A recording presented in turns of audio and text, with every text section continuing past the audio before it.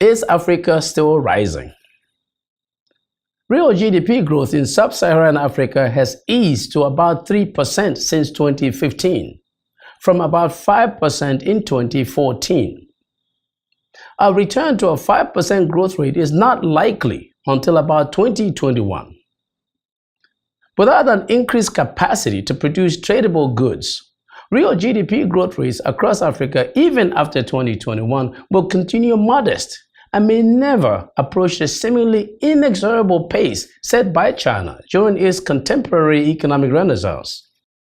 As I said, Africa has not been able to create jobs, that is, meaningful and well-paying jobs.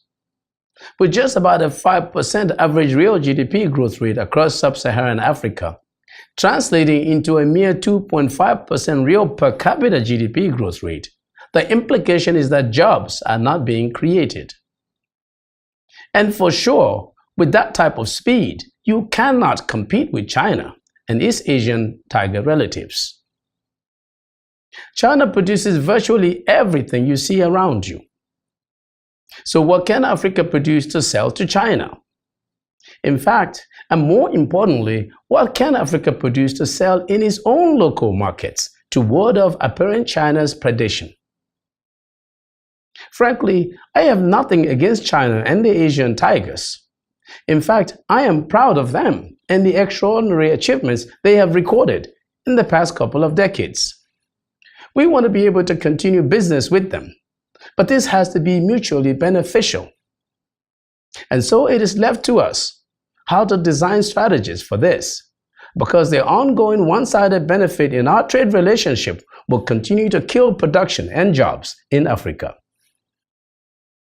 So let us start with an African requirement that China process in Africa at least 50% of the minerals and raw materials they get from Africa. However, and more importantly, Africa has to support its communities to be viable for economic activity. Everything should start at the community level. We must have communities that are economically competitive in the production of goods and services. This is the real way out.